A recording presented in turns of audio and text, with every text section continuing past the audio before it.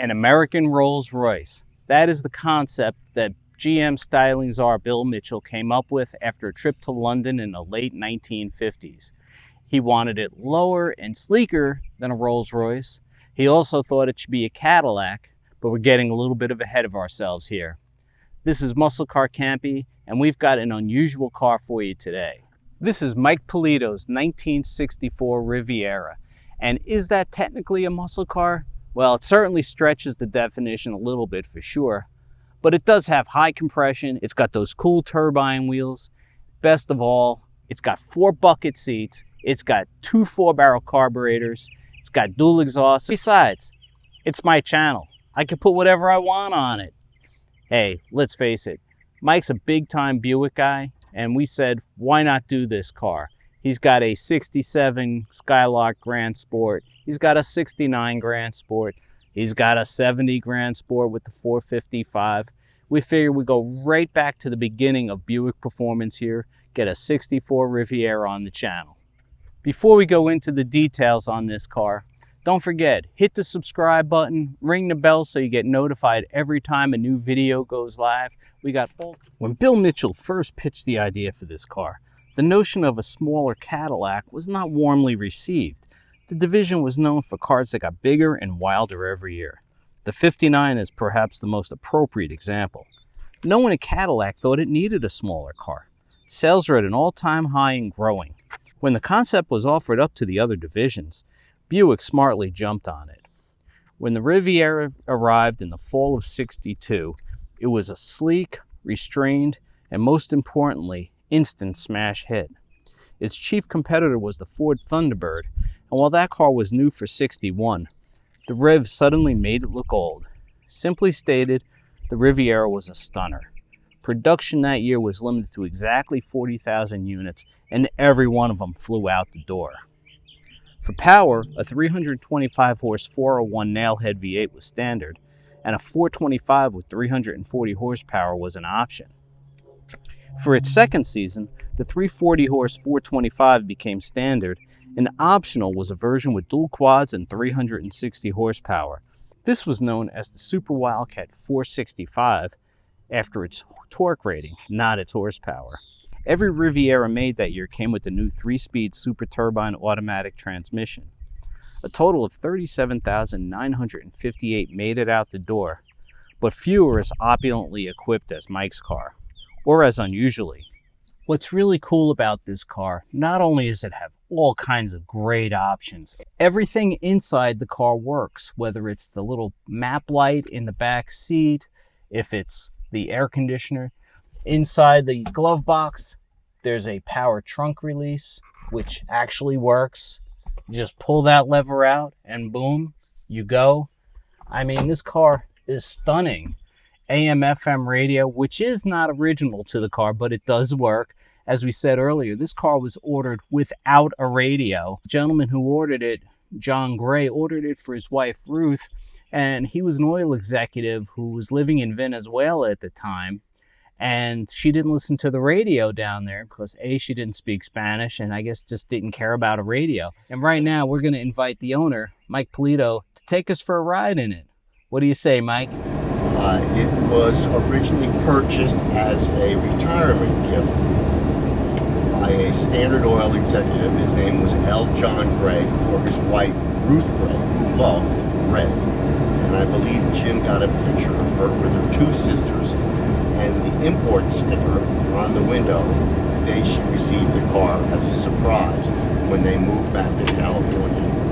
The car was ordered through New York City, General Motors, Viasa, and through Venezuela, but it was never in Venezuela. It was delivered to the port of Los Angeles.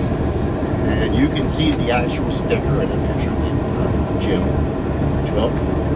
And you'll see Ruth there with the window sticker, which is prevalent with the 2 sisters the day she got the car. I know, and she's wearing a red dress, which we love, to match the car, which was so 1964. But, and again, and because it was a gift for her, I think, you never really see a red-on-red Riviera of this generation. You know, they're usually more sedate colors. And even if you had a red exterior, you got a black interior or a white, say, just love everything about it. And we're riding around, you can hear it probably as the air conditioner blowing. Very nice. I'm pretty comfortable. But I love how everything you have, before you said, Jim, everything works. So what did I do, being the guy that I am? I said, well, I'm going to take a picture of that little map light in the back seat, see if that comes on, and boom, it was right there. I should have never doubted you, Mike. What's cool about this car, though, too, is, except for, say, re-chroming the front and rear bumpers, new carpeting on the floor and the bottom of the door, you told me this car is pretty much all original. Yeah, I did reupholster the seats. There was a slight crack in the driver's side seat, and the top of the very back seat was a little discolored, being a California car. Ruth owned this car. She absolutely loved it. She owned it for 27 years. She got it when she was 60, and she owned it until she was 87. And at that time, her two sons thought it was time for her to move in with them. They lived in New Mexico, and she sold the car. And I'm the third owner. And she loved this car so much that I have 6 letters that she wrote to the second owner.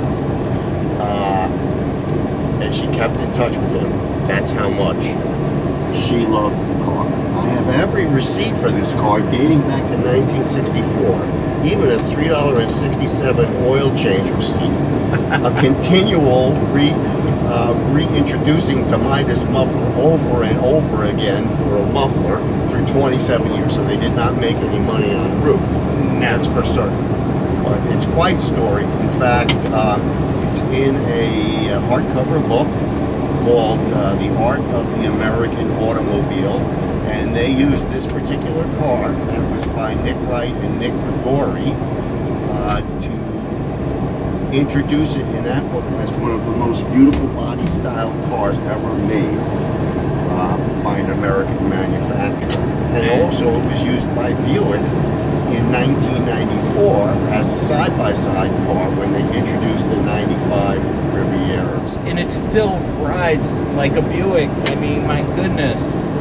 I mean, I am just amazed at how smooth, rattle-free this car is. It's quite a time capsule, Jim, and I enjoy it too. They refer to this car as the banker's hot rod or the gentleman's muscle car. Yep. So I'll try to get a little open stretch here and give you a little roll, what the 2.4s feel like. But I do have the air conditioning on too, so in the good old days that did take a little power away. Sure.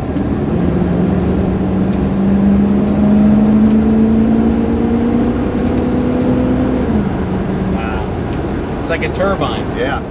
What did you say your favorite part of the car is, Mike? When I was 12 years old when this car was introduced, and I remember seeing it, and I first of all, I grew up in a Chevy Ford neighborhood, and I was enamored with, cars. I was car crazy. And I remember the first time I saw one, I was just like head over heels with the styling, and then I got the opportunity to speak to a gentleman that owned one.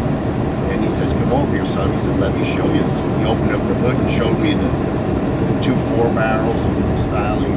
I just knew that, when you grow up, you want what you had or what you couldn't have. And I always wanted one, and I was going to get one. And I'm a Buick lover, and this is my favorite Buick of all. Is the first generation Riviera. And I also have to congratulate you, Mike. You're the first car owner on Muscle Car Camping to have 3 of his cars featured. That's all for now, muscle car fans. Come back soon. We've got lots more muscle cars coming, including Mike Polito's own 67 GS400. Go ahead.